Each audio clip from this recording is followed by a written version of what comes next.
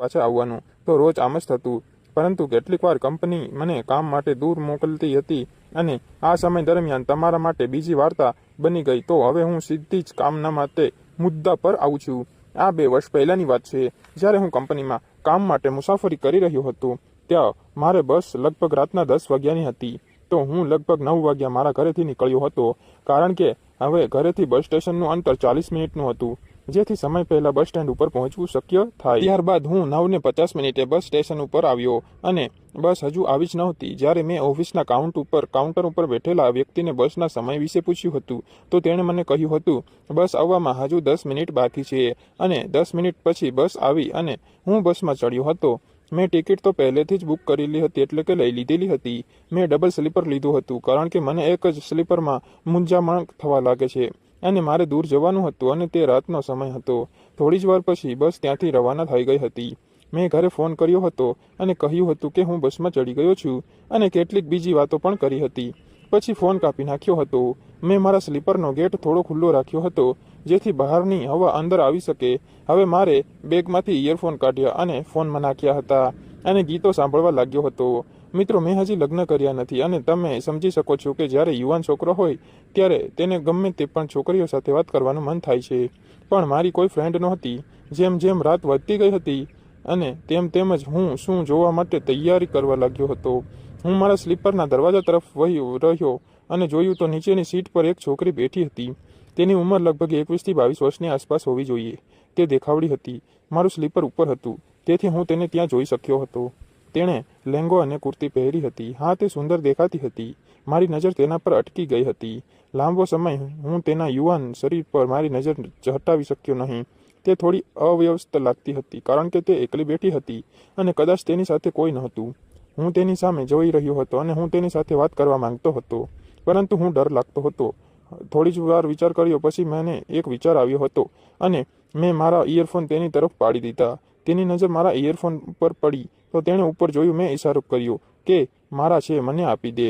તે ઊભી થઈ અને મને ઇયરફોન આપ્યા અને પાછી તેની જગ્યાએ ગઈ અને બેસી ગઈ હતી. મારી નજર હજી પણ એના ઉપર જ હતી. હું જાણતો હતો કે અમુક સમયે ચોક્કસ પાસું ઉપર જોશે અને મિત્રો, એવું જ થયું હતું. તેણે મારી તરફ જોયું હતું અને મેં તરત જ સ્માઇલ આપી અને તેણે પણ સ્માઇલ આપી હતી અને આ જ રીતે પહેલું પગલું ભર્યું અને તે હજી પણ કદાચ તેની સીટ ઉપર આરામ અનુભવી રહી નહોતી. થોડી જ વાર પછી તેણે ફરીથી ઉપર જોયું હતું અને આ વખતે મેં શું થયું એમ પૂછ્યું. તેણે કહ્યું કે કંઈ થયું નથી. ત્યાર પછી મેં તેને ઇશારામાં પૂછ્યું, જો તમારે કોઈ તકલીફ હોય તો અહીં આવો, હું નીચે જઈશ. અને થોડા સમય સુધી તેના તરફથી કાંઈ જવાબ ન આવ્યો હતો. લાઈક કરી દો. મેં વિચાર્યું કે કદાચ તે વાત કરવા માંગતી ન હતી અને તેથી મેં આગ્રહ કર્યો નહીં. પરંતુ થોડી વાર પછી તેણે ફરી મારી તરફ જોયું હતું અને સંકેત આપ્યો હતો કે તે મારી તરફ આવી રહી છે. મને લાગ્યું હતું કે આજે મારે કામ થઈ જશે અને હું ઉતાવળો કરવા માંગતો નહોતો. તે મારી સ્લીપ ઉપરના માળ ઉપર આવતાની સાથે જ મેં પૂછ્યું હતું, કાંઈ તકલીફ છે? તેણે પહેલાં જ જવાબ ન આપ્યો અને પોતાને એડજસ્ટ કરવા લાગી. પછી તેણે મને થોડી વાર પછી કહ્યું હતું તેને સીટ પર તકલીફ થઈ રહી છે. મેં પૂછ્યું, તમારું નામ શું છે? તો તેણે તેનું નામ સોનમ હોવાનું જણાવ્યું હતું. મેં પણ મારો પરિચય આપ્યો. પછી મેં કહ્યું હતું, જો તમને પસંદ ન હોય તો હું તમારી સીટ પર જતો રહું. પરંતુ તેણે સ્પષ્ટ ના પાડી અને કહ્યું કે ચાલશે, આ ડબલનો સોફો છે એટલે વાંધો નહીં આવે. અને હું સમજી ગયો, દિનેશ દીકરા, આજે તારે મજા છે. મેં તેની સાથે વાત કરવાનું શરૂ કર્યું હતું. મેં પૂછ્યું, તમે ક્યાંથી છો? તો તેણે કહ્યું કે બરોડાથી. તો મેં કહ્યું, તમે કોઈ કામ માટે અમદાવાદ આવ્યા હતા? તેણે કહ્યું, હા, મારા ભાઈ અને ભાભી અહીંયા રહે છે.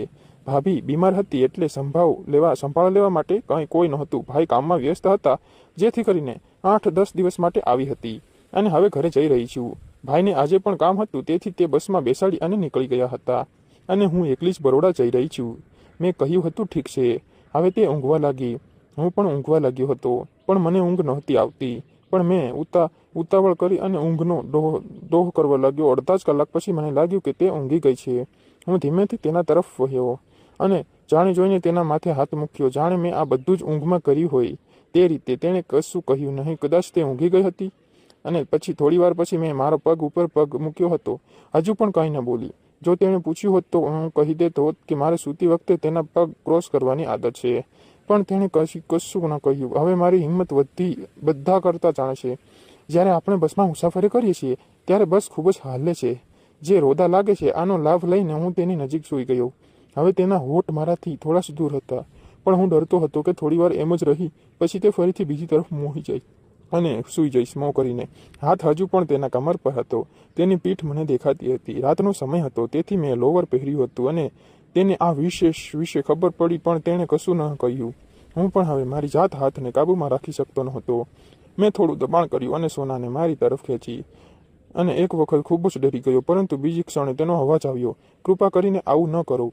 પણ તેના અવાજમાં એક મોહકતા હતી, અને તે જાગો લાગતી હતી કે જાણે તે સૂતી જ ન હોય. હું સમજી ગયો કે તેનું પણ મન છે, અને તે મારી તરફ ફરી, અને તે કેવી દેખાતી હતી. સ્વર્ગની અપ્સરા પણ તેની સામે કંઈ નહોતી. તેની આંખો બંધ હતી. તેનો આનંદ માણી રહી હતી. ડીજેનો કાર્યક્રમ હવે શરૂ થઈ ગયો હતો. હવે મેં રાહતનો શ્વાસ લીધો હતો, અને ત્યાર પછી મેં પૂછ્યું હતું, કેવું લાગ્યું? તો તેણે કહ્યું, તમે મને પસંદ આવ્યા. જેથી જ હું તમારા સોફામાં આવી હતી, પણ વિચાર્યું ન હતું કે આ બધું થશે. પરંતુ જ્યારે તમે પણ પંપાળવાનું શરૂ કર્યું ત્યારે મને થયું હતું. પછી મેં પૂછ્યું, શું તમારે કોઈ બોયફ્રેન્ડ નથી? તો તેણે કહ્યું, મારો એક બોયફ્રેન્ડ છે. તે ફક્ત અમારી કોલેજમાં છે, પરંતુ તેનું કેવું નાનું છે. અને પછી અમે અમારી નંબર એકબીજાને આપ્યા. પછી અમે થોડીવાર પછી સોનમને બસ સ્ટેન્ડ આવી ગયું હતું. તેણીએ મને બાય બાય કરી અને પછી નીચે ઉતરી ગઈ. તે ગઈ. મારે આગળ જવાનું હતું, તેથી હું ના ઉતર્યો. પછી મેં તેને 2 વાર તેના ઘરે અને 1 વાર અમદાવાદમાં મારા ઘરે બોલાવી હતી, પરંતુ એ અમદાવાદ ઓછી વાર આવે છે, એટલે અમે ફોન ઉપર એકબીજા સાથે વધારે વાતો કરીએ છીએ. અને હા દોસ્તો, આવી રીતે બસમાં અચાનક મળેલી દોસ્ત સાથે રમણ ભમણ કરવાની મજામાં જ અલગ જ મજા હોય છે, અને ધીરજના ફળ દોસ્તો મીઠા હોય છે. અને હા મિત્રો, સ્ટોરીમાં તમને મજા આવી હોય તો ચેનલને સબસ્ક્રાઇબ કરો, શેર કરો, અને સબસ્ક્રાઇબ કરવાનું તો બિલકુલ ન ભૂલતા. વિડીયોને પ્લીઝ લાઇક, શેર, સબસ્ક્રાઇબ કરી દેજો યાર.